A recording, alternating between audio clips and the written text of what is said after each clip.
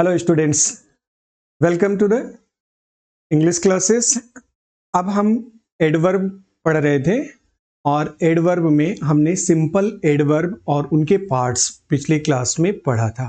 वहां से आगे प्रमोट करते हैं, हम आगे मूव करते हैं। दूसरे नंबर पे आता है relative adverb. I hope you can सी।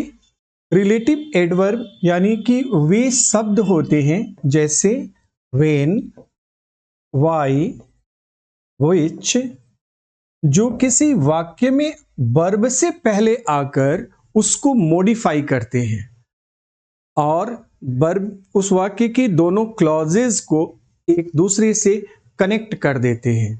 जैसे एग्जाम्पल के लिए देखते हैं,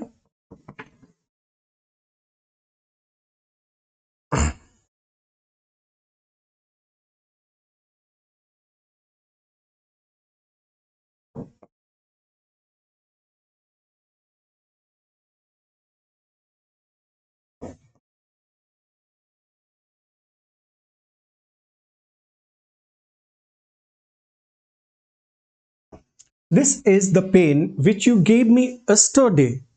हियर यू कैन सी, यहां पे एक फ्रेज है दिस इज द पेन और दूसरा पार्ट है यू गेव मी yesterday। इन दोनों पार्ट्स को जोड़ने के लिए बीच में विच का प्रयोग किया गया है जो कनेक्ट कर रहा है और ये यहाँ पे रिलेट करने की वजह से रिलेटिव वर्ब के नाम से जाना जाता है। आगे बढ़ते हैं। The third one is known as interrogative adverb. Adverb की तीसरी कैटेगरी इंट्रोगेटिव एडवर्ब के नाम से जानी जाती है। इंट्रोगेटिव एडवर्ब का आशय होता है प्रश्नवाचक क्रिया विशेषण। प्रश्नवाचक क्रिया विशेषण से हमारा आशय क्या होगा? वे वाक्य जिनमें कोई इंट्रोगेटिव टर्म किसी वर्ब को मॉडिफाई करने के लिए उसके ठीक पहले प्रयोग होते हैं। Do you understand? किसी वाक्य में कोई भी इंट्रोगेटिव टर्म वर्ब के पहले, फॉर एग्जाम्पल अक्सर आप कहते हैं ना, what is your name, what is your name.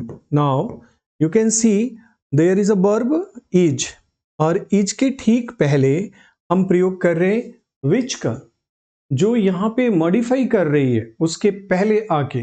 That is why this term is called interrogative adverb. Very simple to understand. All those interrogative terms, all those interrogative words which are being used, जिसका प्रयोग हम verb के पहले प्रश्नवाचक भाव प्रकट करने के लिए करते हैं, उसको हम इंट्रोगेटिव एडवर्ब कहते हैं। इसके बाद हम आगे बढ़ते हैं इस कैटेगरी में। इस चैप्टर में छठा पार्ट होता है हमारा प्रीपोजिशन। मैंने पहले दिन भी आपको इंट्रोड्यूस करते समय बताया था कि सबसे इंपॉर्टेंट पार्ट्स ऑफ स्पीच में एक पार्ट प्रीपोजिशन भी होता है। इसे आप थोड़ा अधिक ध्यान से देखेंगे, ऐसा मेरा आग्रह है। प्रीपोजिशन का मतलब होता है, प्री का अर्थ होता है पूर्व और यहाँ पे जीसन का मतलब हम विशुद्ध हिंदी में अव्ययी भाव कहते हैं या स्थान कहते हैं। पोजीशन से हमारा आशय अव्ययी भाव या स्थान से होता है। भाव क्या है कि किसी वाक्य में आया हुआ वह शब्द जो उस वाक्य के किसी नाउन अथवा प्रोनाउन के पहले प्रयोग होकर उसी वाक्य के दूसरे नाउन से उसका संबंध बताता है, उसे हम प्रीपोजिशन कहते हैं। A preposition is a word used before a noun और pronoun to show the relation between the two. Is that clear? जैसे हम एक एग्जाम्पल लेके इसको समझते हैं। हम कहें कि this book is on the table। On the table. Okay, तो अब आप यहाँ पे देखें, बुक एक नाउन है, दूसरा टेबल दूसरा नाउन है, और दोनों के बीच रिलेशन बताने के लिए हम एक टर्म लाए हैं कि बुक है कहां पर, बुक कहां पे है, तो आप देखेंगे टेबल के ऊपर है, यानी you can see this marker is on my palm, यानी कि ये मार्कर मेरी हथेली पर है। जब संबंध का, जब दो के बीच संबंध दिखाना हो तो उसके पोजीशन को दिखाने के लिए, एक नाउन का पोजीशन दिखाने के लिए जो टर्म हम प्रयोग करते हैं उसी को ग्रामर की भाषा में प्रीपोजिशन कहते हैं। That is very simple to understand. और भी एग्जांपल से हम इसे क्लियर कर सकते हैं। जैसे मैं कहूं कि my servant is standing at the gate. अब यहां पे मेरा नौकर दरवाजे पर खड़ा है, तो यहां नौकर ये नाउन हुआ, सर्वेंट, गेट दूसरा नाउन हुआ, नाउन टू, ये नाउन वन है, ठीक है।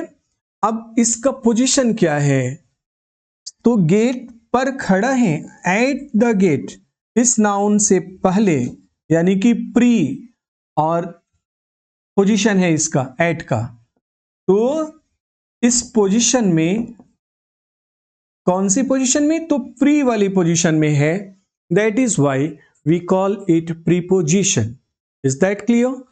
अब now we are to talk about the kinds of preposition. Basically आपको इसके काइंड्स को जानना होता है। काइंड्स ऑफ प्रीपोजिशन कितने होते हैं, तो सामान्यतया दो प्रकार के प्रीपोजिशंस पाए जाते हैं। एक को सिंपल प्रीपोजिशन बोलते हैं और दूसरे को वर्बल प्रीपोजिशन बोला जाता है। वर्बल प्रीपोजिशन बोला जाता है। सिंपल प्रीपोजिशन ही बेसिकली दैनिक जीवन में ज्यादा प्रयोग किए जाते हैं, ये ध्यान रखना है आपको। सिंपल प्रीपोजिशन के अंतर्गत कौन कौन से आते हैं, हम आगे बढ़ते हैं। इसमें वो प्रीपोजिशंस होते हैं, बेसिकली एग्जांपल के रूप में मैं देखते जाएंगे आप, जैसे ऑन है, एट है, ओके, अबव है, ओवर है, अपॉन है, ऑन टू है, बाई है, between, among, beside, besides, in, into, इसी तरह से अराउंड,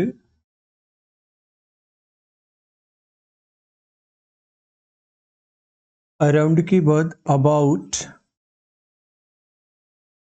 बाया, प्लस, माइनस,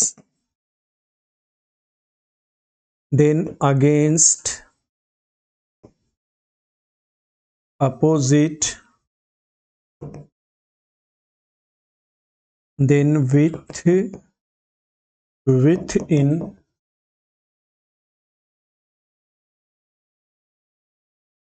till, until। ये सब सिंपल प्रीपोजिशंस हैं, इन्हें ध्यान से पढ़ लीजिए। अगर चाहें तो आप इसका स्क्रीनशॉट लेके रख सकते हैं। देखेंगे on, at, above, over, upon, on to, by, between, among, beside, besides, in, into, around, about, via, plus, minus, against, opposite, with, within, till, until. ये सब प्रीपोजिशंस हैं जो बेसिकली ज्यादा कर हमारे सवालों में आते हैं, दिए जाते हैं। अब इनकी व्याख्या आपको सीखनी होगी थियोरेटिकली। यदि आप इनका कॉन्सेप्ट जानेंगे तो फिर परीक्षा में किस आशय से ये पूछे गए हैं ये आप आसानी से हल कर लेंगे। आइए एक एक कर हम इनको जानने की कोशिश करेंगे।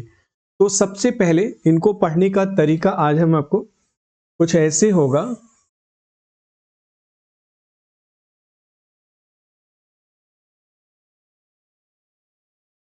देखेंगे सबसे पहले ऑन है, इस कैटेगरी में हम एक तरफ सारे प्रीपोजिशंस को लिखते हैं। एट है, एबव है, ओवर है,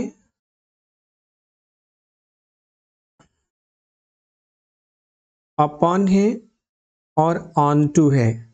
ये 6 प्रीपोजिशंस आपको यहां से यहां तक दिख रहे होंगे। आइए इन सभी का अर्थ पर या ऊपर होता है, पर या ऊपर। अब जरा सोचिए कि जहां 6 शब्दों का एक ही अर्थ है, फिर से गौर करेंगे। On, at, above, upon, on to, over, in 6 का हिंदी अर्थ पर अथवा ऊपर होता है। तो यहां एक सामान्य प्रश्न उठना लाजमी है कि किस कंडीशन में किसका प्रयोग हम करेंगे, कहां पर कौन सा प्रीपोजिशन प्रयोग किया जाता है।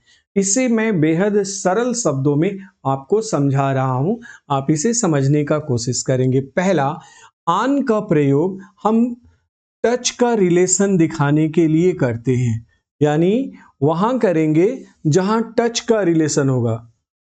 टच का रिलेशन मतलब स्पर्श कर रही होगी, एक वस्तु दूसरे को टच कर रही हो।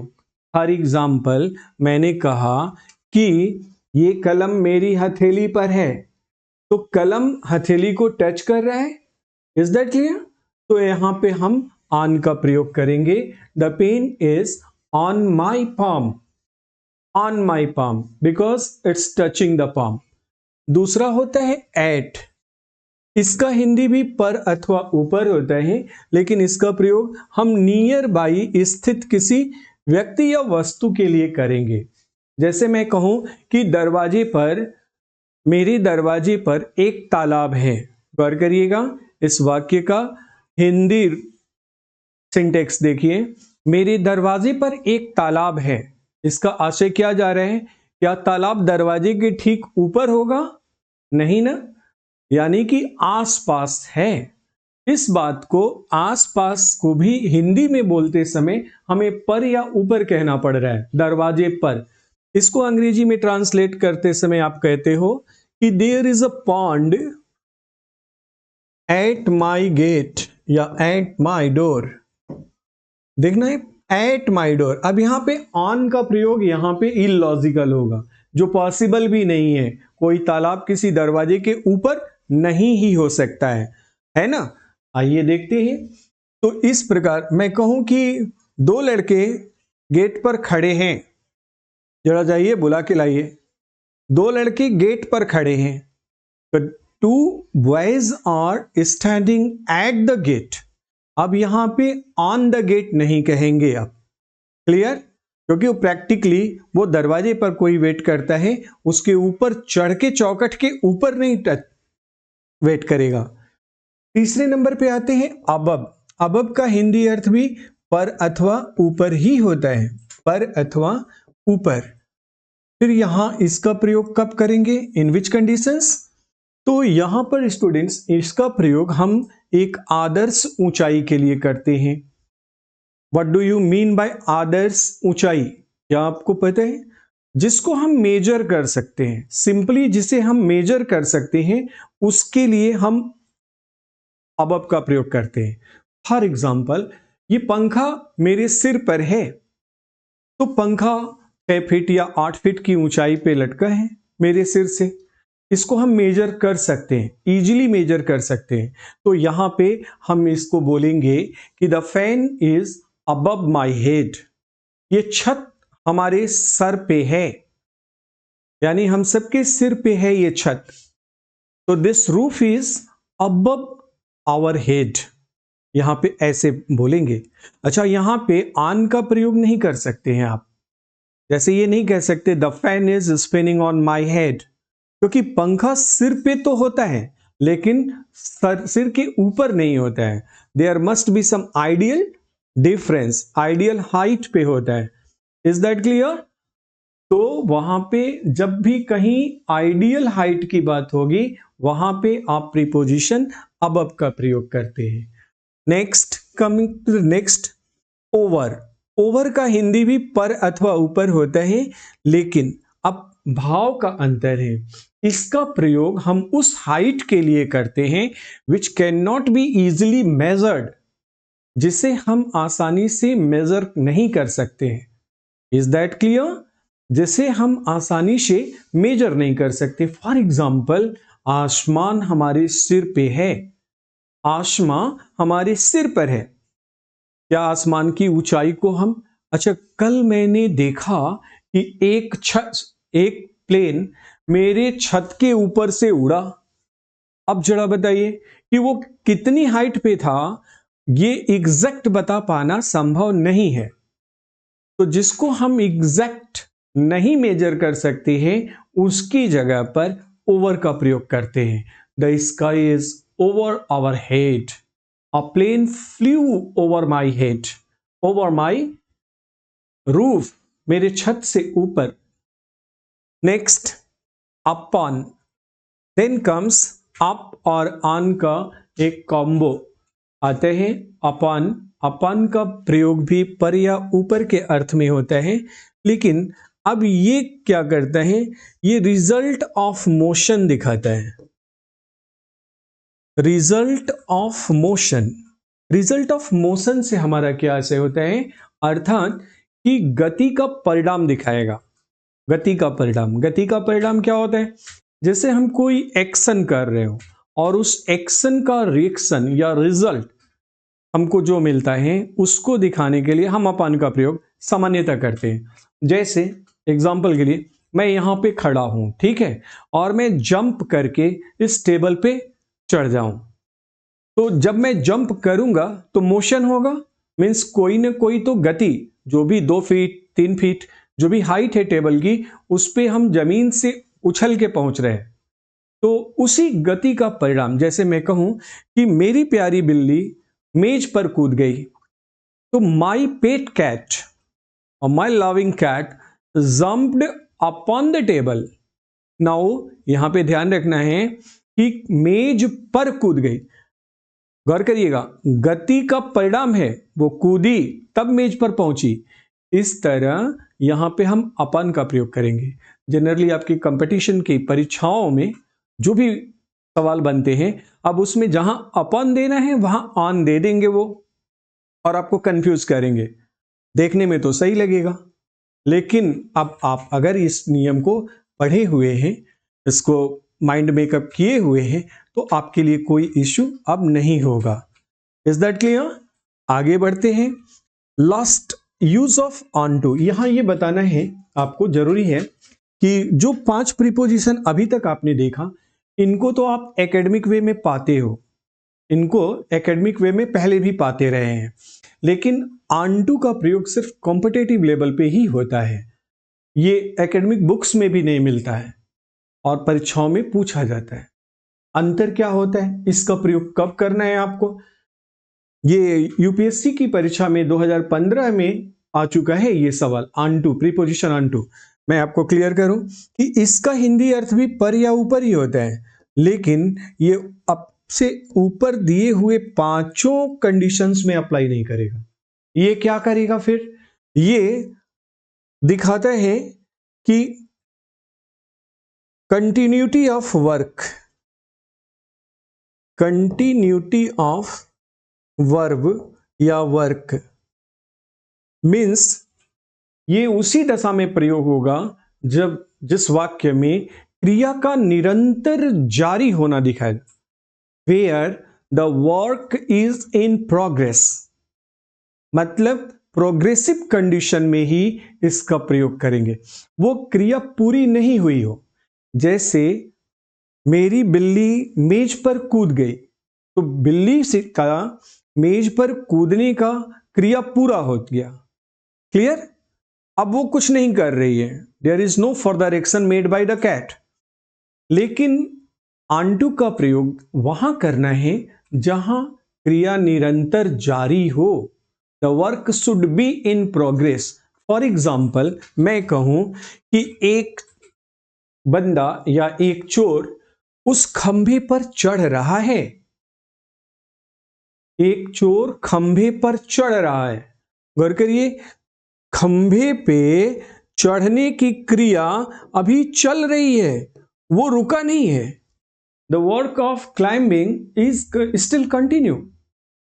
ऐसी दशा में मेरा भाई आम के पेड़ पर चढ़ रहा है, यानी जब हम बात कर रहे हैं तो क्रिया जारी है, पूरी नहीं हुई है। मेरे भाई के द्वारा आम के वृक्ष पर चढ़ने की क्रिया स्टिल इन्फोर्स्ड है। Is that clear? तो माई ब्रदर, ऐसे वाक्यों को आप कैसे ट्रांसलेट करते हो? My brother is climbing on to the mango tree. On to the mango tree. अब यहां पे ऑन टू के बदले वो परीक्षाओं में आपके अपॉन दे देंगे, अथवा ऑन दे देंगे, अथवा अबव अथवा ओवर दे देंगे। लेकिन अब आपको आइडेंटिफाई करना है, डिफ्रेंशिएट करना है इन सभी में बेसिक जो अंतर होता है। अब एज ए स्टूडेंट आप खुद एनालाइज करिए कि यदि आपको ये 6 अंतर या एक ही शब्द के 6 प्रयोग नहीं पता होते तो फिर आप नहीं कर पाएंगे या फिर गलत कर जाएंगे। आमतौर पे एक स्टूडेंट सिर्फ आन मने पर समझता है और वो कहीं पर भी पर किसी सेंस में प्रयोग करना हो तो वो आन का ही प्रयोग कर देता है। लेकिन आन के अलावा इन उपरोक्त कंडीशंस में what ever I taught you, इनमें भी आपको इसका प्रयोग करना है, यहां भी होता है। इसके बाद हम फर्दर नेक्स्ट प्रीपोजिशन की तरफ बढ़ते हैं। अगला प्रीपोजिशन जो सबसे इंपॉर्टेंट प्रीपोजिशन की कैटेगरी में आता है, मैं इस एक प्रीपोजिशन का आपको आधा दर्जन प्रयोग बताने जा रहा हूं। अभी तक आधा दर्जन प्रीपोजिशन का एक प्रयोग बताया था, अब एक प्रीपोजिशन का आधा दर्जन प्रयोग, ताकि ऐसे आधा दर्जन यानी करीब 6 सवाल आपके इस एक प्रीपोजिशन से सॉल्व हो जाएंगे जो प्रश्न आते हैं आपके यहां परीक्षा में। इस प्रीपोजिशन का नाम है बाई, जिसका हिंदी अर्थ होता है द्वारा अथवा से। ये 2 टर्म हिंदी में प्रयोग किए जाते हैं, लेकिन इसे 6 जगह 6 अर्थों में 6 दशाओं में प्रयोग करना है। कैसे कैसे, आइए एक एक कर समझते हैं। पहला, जब किसी वाक्य में यातायात के संसाधन का जिक्र करना हो या किया गया हो तो वहां प्रीपोजिशन बाई का प्रयोग आप करोगे। क्लियर? जैसे मैं पूछूं, हाँ अमित आप बताओ, आप घर से कोचिंग कैसे आते हो? तो आप कहोगे कि सर मैं बाइक से आता हूं, या मैं ट्रेन से आता हूं, या मैं कार से आता हूं। Is that clear? इस बात को कहने के लिए आपको कहना पड़ेगा कि आई विजिट माई कोचिंग या my institute by car, by taxi, by train, by bus. अब यहां पे बाई इसके पहले प्रयोग हुआ है कार। कार क्या है? मीन्स ऑफ ट्रांसपोर्टेशन, यानी इसी को हम यातायात के संसाधन कहते हैं। यातायात के संसाधन से ऐसे एक स्थान से दूसरे स्थान को हमें ले जाने के लिए जिस साधन का प्रयोग करते हैं हम उसे संसाधन कहेंगे। दूसरा, इसी बाई का हम दूसरा प्रयोग सीखते हैं। इस बाई का दूसरा अर्थ होता है तक। ये निश्चित समय, यानी कि अंग्रेजी ग्रामर की भाषा की बात करें तो पॉइंट ऑफ टाइम को डिनोट करता है। पॉइंट ऑफ टाइम मतलब निश्चित समय, पिन टाइम को बताएगा। कैसे? हम कहें कि मैं 2 बजे तक आपको पढ़ाता हूं। 2 बजे तक यहां डिफाइंड है, टाइम अनसर्टेन नहीं है, फिक्स्ड है कि मैं 2 बजे तक पढ़ाता हूं। Got it? मैं पूछूं, यस रिया आप बताओ आपकी मां घर कब लौटती हैं? तो आप बोलोगे कि सर मेरी मां 4 बजे तक आ जाती हैं। फिक्स टाइम हो गया 4 बजे तक। अगर आपने 4 बजे तक कहा तो वो फिक्स टाइम है। तो इसी फिक्स टाइम को ग्रामर की भाषा में पॉइंट ऑफ टाइम कहते हैं। Time has been divided into 2 segment, point of time and period of time. Is that clear? Then comes point of time. तो इसको हम कहेंगे कि माई मदर, मेरी मां, returns home by 4 o'clock, by 4 o'clock। Simple, मेरी मां 4 बजे तक आती हैं। ऐसी जगह पे आप फिर प्रीपोजिशन बाई का प्रयोग करते हैं। तीसरा कंडीशन होता है इस प्रीपोजिशन का, ये जाति अथवा धर्म डिफाइन करने के लिए प्रयोग किया जाता है। किसी व्यक्ति का जात अथवा वो किस मजहब या पंथ का मानने वाला है, इसको दिखाने के लिए भी हम प्रीपोजिशन का प्रयोग करते हैं। फॉर एग्जाम्पल, हम आपसे पूछें कि सचिन तेंदुलकर किस जाति के हैं, अगर आपको पता है तो आप इसे अंग्रेजी में बताएंगे कि sir Sachin Tendulkar is a Maratha ब्राह्मण, वो मराठी ब्राह्मण हैं। तो इस वाक्य को ग्रामेटिकली अब आपको प्रेजेंट करना हो तो आप ऐसे कहेंगे कि sir Sachin Tendulkar is a ब्राह्मण बाय कास्ट। बाय कास्ट, मैं राजपूत हूं, ये बात कहना है तो इसको 2 तरीके से कहा जाना है, ध्यान रखिएगा। एक नॉन ग्रामेटिकल तरीका होता है I am a Rajput, I am a Kshatriya, और दूसरा ग्रामेटिकल तरीका होता है I am a Kshatriya by caste. मैं हिंदू हूं, ये बात कहना हो, मैं ईसाई हूं, ये बात कहना हो आपको, तो आप कहोगे I am a Christian by religion. ये कंप्लीट सेंटेंस हुआ। आप डायरेक्ट नहीं कह सकता I am a Christian. Grammatically you will have to say I am a Christian, I'm a Muslim, I'm a Hindu by religion. Is that clear? Next, coming to the fourth use of preposition by. इसी by का चौथा प्रयोग हम tools के लिए अथवा instruments के लिए करते हैं। टूल्स मतलब होता है औजार, हथियार, कोई वेपन, कोई भी, उसके लिए हम प्रीपोजिशन बाई का प्रयोग करेंगे। कब करेंगे? जैसे मैंने कहा कि राकेश आपने इस ताले को कैसे खोला, चाबी तो मेरे पास थी। अब आप बताएंगे कि सर मैं यहां से स्क्रू ड्राइवर लिया और स्क्रू ड्राइवर की मदद से मैंने खोल दिया। तो स्क्रू ड्राइवर वहां ताला खोलने के लिए एक टूल, एक इंस्ट्रूमेंट बन गया। Is that clear? इस बात को अंग्रेजी में आपको कभी कहना है या परीक्षा में लिखना है तो ध्यान रखना है कि I unlock the key with this या बाई दिस स्क्रू ड्राइवर, मैंने ये ताला इस पेचकस की मदद से खोल दिया। बाई। Is that clear? पांचवा कंडीशन होता है, इसका प्रयोग हम प्रीपोजिशन के रूप में करते हैं। और कब करते हैं? पैसिव वॉइस में। आगे चल के एक चैप्टर मिलेगा आपको ट्रांसलेशन के बाद, टेंस के बाद पैसिव वॉइस, उसमें भी इसका एक कॉलम होता है जहां ये कंपल्सरली प्रयोग होता है, प्रीपोजिशन बाई प्रयोग होती है। कहां पे? पैसिव वॉइस में। जैसे मैंने कहा राम ने रावण का वध किया, राम ने रावण का वध किया। इस बात को अंग्रेजी में कहते समय हमें कहना होगा कि राम किल्ड रावण, राम किल्ड रावण। ये सिंपल पास्ट टेंस का सेंटेंस है जो एक्टिव फॉर्म में है। अब इसे हमें पैसिव करना हो तो पैसिव के अपने बेसिक कुछ रूल होते हैं, उन रूल की मदद से हम ट्रांसलेट करते हैं। तो फिर क्या बन जाता है, Ravan was killed by Ram.